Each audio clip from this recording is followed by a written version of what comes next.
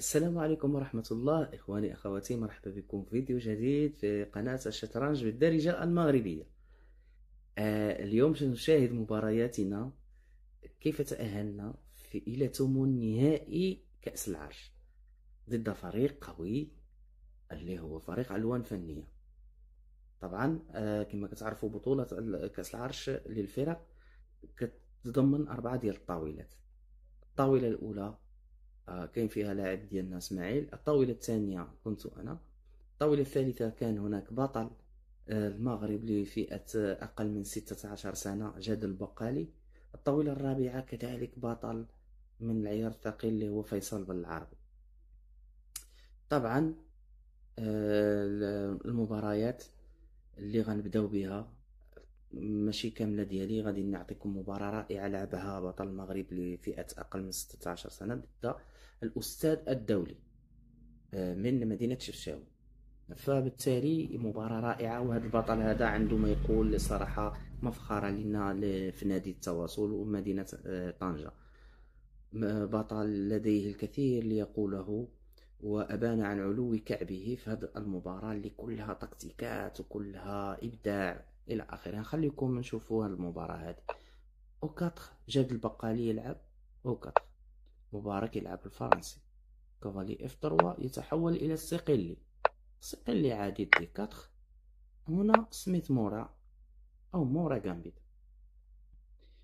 هنا كان يمكن يلعب دي 3 مثلا، يحافظ على الوضعية مثلا سوليد، لكنه أكسبتا المورا. كافالي سي 3 أسيس، نقلات جيدة. فو سي 4 طبعا نقلة تطويرية. دام سي 7، هنا هاجم على الفيل، قام بالحماية ديالو بالدام.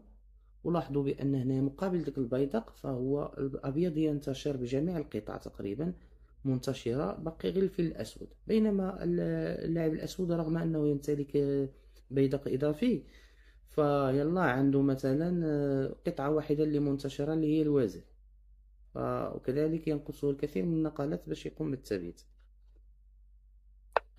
بي 5 في بي 3. لاحظوا دائما الأسود يطور في جناح الوزير، بينما الأبيض قام بالتبييت ويلعب مباراة مريحة صراحة. فؤسات كانت هنا علاش ماشي فو سي 5؟ ربما لأن الوزير سيبقى مربوط مثلا بعد تحريك هذا الفيل، ومثلا نقلة بحال هذه بحال اللي وقع في المباراة سوف مثلا يبقى الوزير مربوط في عمود السي. فبالتالي اختار فؤسات، هي نقلة قوية أيضا لأنه السد دولي. فو أدخوا تطوير. كافالي اف 6، كافالي اف 6 ثم توخ ا سي 1. طبعا كما قلنا استغلال هذا العمود السي المفتوح. كافالي سي 6 ثم كافالي دي 5. عقلوا على هذا المفهوم هذا ديال كافالي دي 5، دائما كيتعاود في المورا في جميع تقريبا التفريعات ديال الكان او شرينينغين كيتعاود هاد كافالي دي 5. ولكن غالبا كيكون انا اللي اول مره كنت شفت هاد النقله هذه بان طال كان اخر مباراه ديالو لعبها ضد كاسباروف كان عمل هذا المفهوم هذا. فهو مفهوم يتكرر كثيرا، ماشي غير في ديك المباراة، في عدة مباريات. أنا شخصيا لعبته كذلك في إحدى مبارياتي أو في العديد من المباريات. هنا خدا قطعة يستغل الربط. طبعا ما خداش هنايا جد الحصان مباشرة، بل قام بتطوير قلعته والضغط على مربع الديسيس. هنا توخ يريد أن يستغل الربط كذلك على الوزير في أودو. حيدنا من الربط ومهدين الديسيس. أي لحظة نقدر ندير فورشيت مثلا لادام وناخد الفيل عوضا عن الحصان، طبعا مع العلم أن هذاك الفيل هنا ما عندوش شي مستقبل، الحصان أفضل. فهنا يبتعد عن الربط، وجاد اختار هنايا، اختار أن يأخذ الحصان في هذه اللحظة. طبعا فو برونسيسيس كافالي جي 5. الأمور طيبة، كل شيء محمي. هنا في هذه اللحظة هذه كان علينا يعني من الصعب صراحة التنبؤ بهذا الخطأ. اش 6 خطأ قاتل. علاش؟ لأن تظن بأن اف 7 الرخ مثلا في اف 8 كيحمي اف 7، ولكن يسبب اش 6 كتضاعف مربع ديال الجي 6 اللي غادي يحتلو الوزير بعد الاخذ. طبعا هنا الربط راه طالبين الرخ مجاني، ربما بإشك يعني أمر خطير. بالتالي فورسي توغ اف 8، ولكن الربط دائما قائم من كلتا الجهتين. فو برون اش 6 طالب إشيكي مات، لأن أي نقلة هنايا راه إشيكي مات، لأن القلعة مربوطة طبعا. كافالي ويت نقلة قوية ودفاعية صلبة صراحة، استماتة رائعة. هنايا الفو تخلى على ذاك الربط في هذا المومون هذا، وطالب ضم اش 7. هنايا كان عليه انه يلعب كافالي اف 6. علاش؟ لان صافي هنايا الفيل ما بقاش الربط على لاتور، ولكن اللي ضغط الوقت وضغط المباراة، كل مباريات كانت يعني فيها واحد الضغط كبير، فبالتالي لعب تور اف 6 وهي خطأ. هنا ضم اش 7 ايشيك، والعودة هنا بالفيل.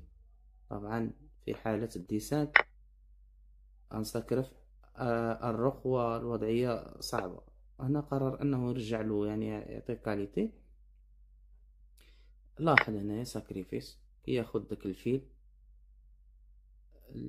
يعني مستغلا ان مثلا الا خديتيه بالبيداق يعني هو ما وقع في المباراة. يعني داك الفيل هو انه لا سول بيس كي ديفوند. كنحيدوها ضم اف 5 ايشيك، ثم هنايا كناخد بالفيل وضم جي 6 واستسلم الأستاذ الدولي. يعني هذا البطل تبارك الله عليه، كنتمنى له مسيرة طيبة موفقة في قادم يعني مسيرته الشطرنجية الدراسية إلى آخره. وتبارك الله عليك أخي جاد البقالي، تبارك الله عليك. نمشي دابا الآن غنشوف مباراة ديالي ونعاود لكم كذلك القصة ديال هذه المباراة هذه. نجح أن ألوان فنية ستصعد إلى ثمن النهائي. إذا حنا لاعبين على الفوز. دي 4 نسيم لعبت له كافالي اف 6، كافالي اف 3 يريد أن يذهب إلى تحضيرات الكاتالانك. لعبت جي 6 كناخدو العالم ديال الكينغ انديان. طبعا انا كنلعب يعني كنحاول نوجد بزاف ديال التفريعات باش ما يكونش عند الخصم يعني ما يوجد لي او لا. هذا كنلعب او كنلعب بزاف الحاجات، فلا مشكلة عندي انني نبارطاجي التحضيرات ديالي. فو فوجيت لعبت كاسل وضعية متعادلة. لعبت دي 5 هنايا بالفكرة انني نمنع له او 4. طبعا هنا كان خصو يلعب سي 4، ربما نلعب سي 5 نمشيو الى طراش او لا كاتالان الى اخره، لكنه اختار بي 3. علاش بي 3؟ لان في المباراة السابقة اللي لعبناها في بطولة المغرب كنت فزت عليه ولعبت له بي 3، كنت أنا الأبيض. فالآن نسيم يريد أن يشكل تحدي، كأنه يجعلني ألعب ضد نفسي. فتقريبا كانت الوضعية مشابهة ولعبت له بترو. كان خسر نسيم هذه المباراة معي، فأنا ما اختاريتش نلعب بحال نسيم في تلك المباراة. لعبت سي 5، استغليت داك الربط على لا تور اللي كاينه في اويت. لعبت هنا كافالي او 4، نقلة قوية بالنسبة لي، يعني كنحتل السونتر بالكافالي إلى آخره. دائما كاين الربط على الفيل. كافالي ديدو دفعت اف 5، تحولت الى نوع من الهولندية او الالمانية دفاع. ف هنا بما اننا كنشوفوا المباراة ديال فيصل مازال فيها التعادل، نسيم يلعب نقلات بسيطة جدا بالنسبة لي في هذا، سورتو في هذا المومون هذا. لعبت كافالي سي 6 انتظر سي 3. هنا نسيم ما بغاش يدخل المباراة، يعني هو كيشوف السي 4 مثلا ولكن هو ربما لعب على التعادل في انتظار ان فيصل الى تعادل في الطاولة الرابعة.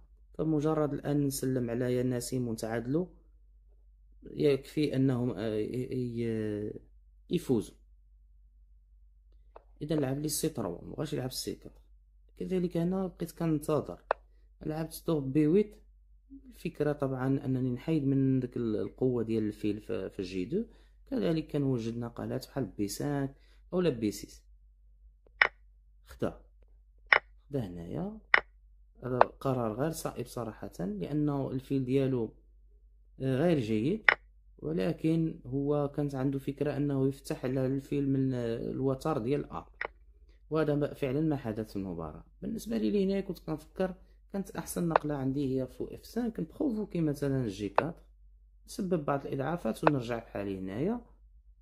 نقدر كاع نرجع هنايا بالفيل والأمور يعني طيبة. لكنني بقيت بعد تفكير طويل حسبت بان هذيك الثغره اللي كاينه في دي 3 خاص يسكن فيها هذاك الحصان. يعني هذه الخطه ديالي كاينه كاوت بوست، يعني كمربع ديال التمركز. مشيت باش يعني هذه هي الفكره ديالي اللي مشيت فيها. فنسيم هنا لعب لي نقله يعني خبيثه فوق اطر. هنا علاش خبيثه؟ لانني كان خصني هنا نلعب كافالي سي 6، ولكن بما انني مشيت للبي 4 فبالتالي لا يعني انني نرجع للسي 6، بحال كتحس براسك ضيعتي ان تيمبو. خبيثه لانه جعلني اذهب الى دي 3. أه انا يعني كنقول هنا على الاقل الحصان غيبقى واحد المده، وربما حتى تلعب خصو يجيب مثلا الحصان باش يتبادل معايا. ما بانليش شي طريقه انه يحيد داك الحصان من تما. فقلت ربما انا ربحت، ديجا ربحت المباراه. هنا كنشوف المباراه في الطاوله الرابعه مازال تعادل ديال فيصل مع الشيعه. عبد الله الشيعه لاعب قوي كذلك، لاعب ممتاز. فهنا مباشره نسيم غير لعبت كافالي دي 3 مشى خدا هنايا. ريبت هنايا ديك الوضعيه كامله اللي بنيت في الافتتاح والافونتاج اللي كان عندي. حسيت به مشى، حسيت براسي غادي نخسر المباراة. في هاد الاثناء هادي كنعاودكم التفاصيل. يعني هنا المهم خصني يعني ناخذ هنايا ياخذ بالفيل. هنا الحصان اكتشفت بانه الشيع فوق اطروا. علاش هي خبيثه صراحه؟ انا بروفوكاتني نمشي لدي 3 ونوقع في هذا المشكل هذا، نخسر بيضه. هنايا أه هنا راني خسران، هنا يعني كيتسمى خسران جوج بيدق. فبالتالي قلت غادي ناخذ واحد البيدق وفي نفس الوقت نخرج له الروا ديالو. هنا فيصل كان كيشوف المباراة، وبعد ما كان لاعب على التعادل شاف بانني انا خاسر، وقرر انه يلعب على الفوز. ولحسن الحظ انه بنى هجمات استراتيجية في المباراة ديالو، واستطاع من بعد انه يفوز، ووضعني امام مسؤولية كبيرة، هي انني اذا خسرت، لاننا احنا دابا رابحين في الطاولة الثالثة والرابعة، يعني 2-1. اذا خسرت انا كنمشيو 2-2 والالوان فنية كتطلع، لانهم هما رابحين في الطاولة الاولى. فالخسارة يعني صافي كتلغي الحلم ديال التأهل. علي ان اقاتل هنايا. شنو الحاجة الموتيفاسيون اللي خلاتني هنايا نتقاتل باش نجيب داك التعادل او ربما نفوز؟ هو ان الابيض عنده تركيبة بيادق سيء، عنده 3 ديال الجزر بيدقية، 3 الجزر بيدقية، وانا كذلك عندي 3 الجزر بيدقية، رغم انني اخسر بيدق.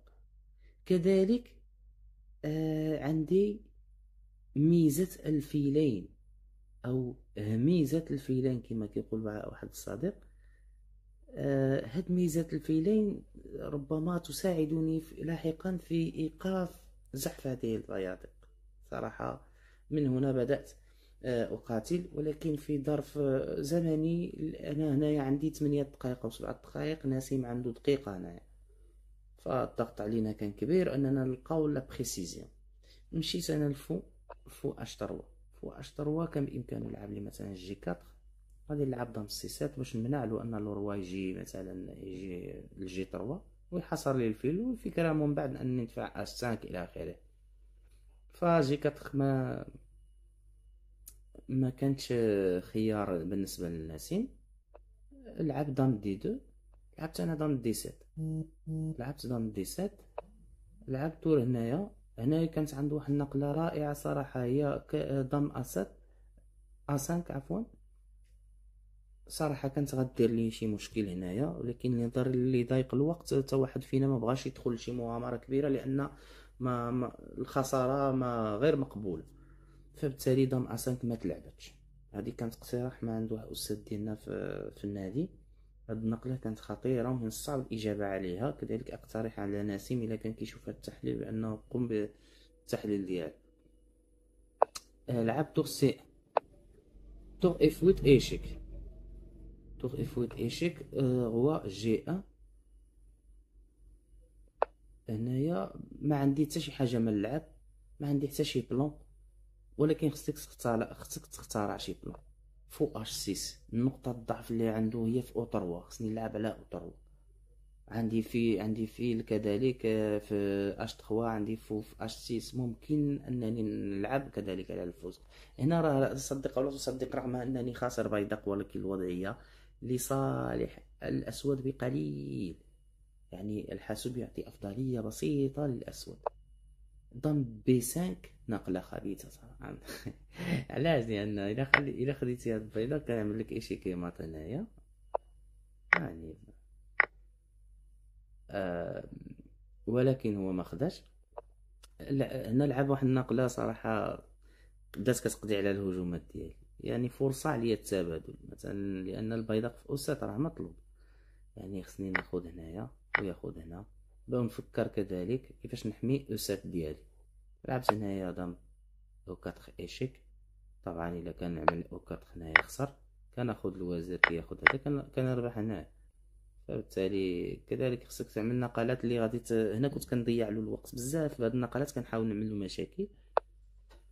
هو جي ان لحد دام او 4 كنبلوكي له هاد لي بيون، كنبلوكيهم في نفس الوقت كنحمي اسد ديالي. فو بي 2 نقله سيئه او متواضعه، ولكن ما عندك ما تلعب. مشيت للعمود المفتوح، كنهدد دور سي 2. فو سي 3 جاتني فكرة هنايا، انني فكرة رائعة انني نضحي ببيدق ولكن نفوز في المباراة. بي 5 الفكرة انه مثلا نضحي ببي 4 وننزل في سي 2.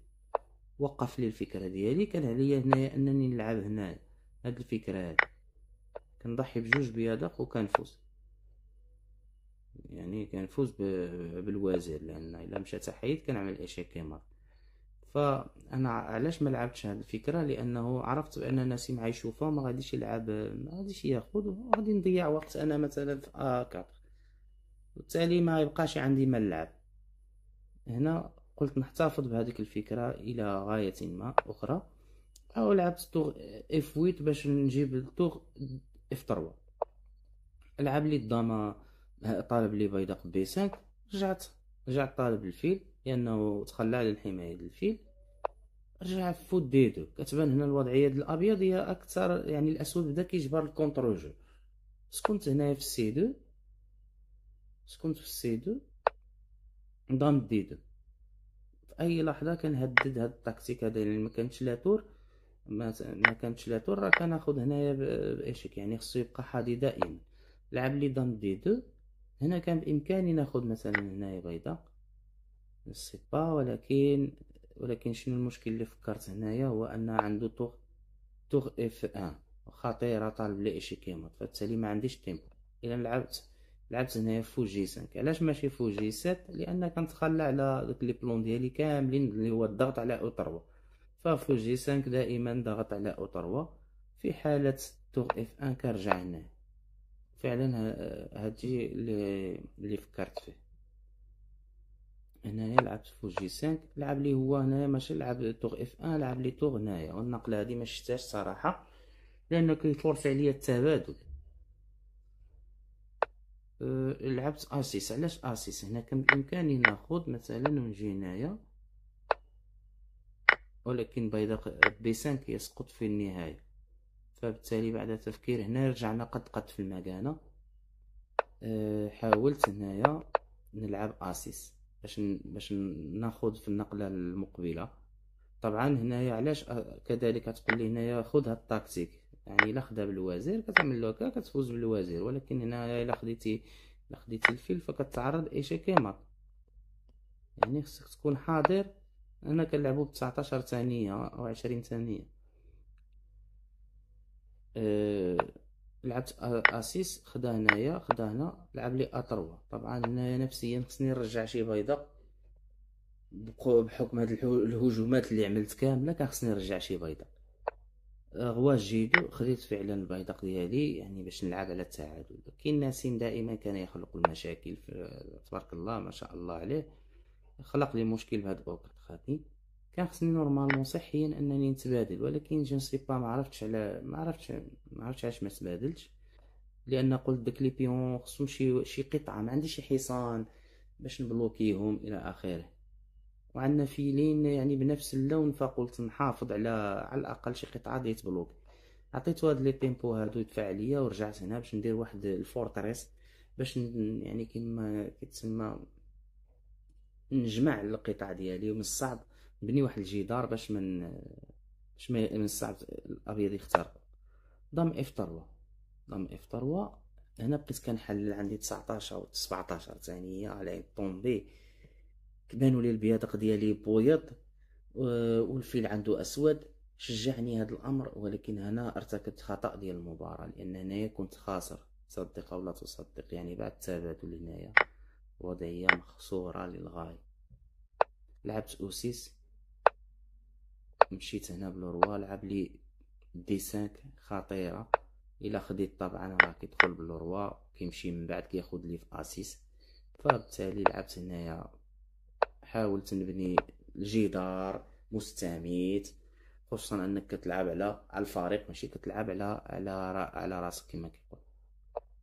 هنايا النقلة الوحيدة اللي كانت مربوحة في هذا الفينال هي فوجيسن.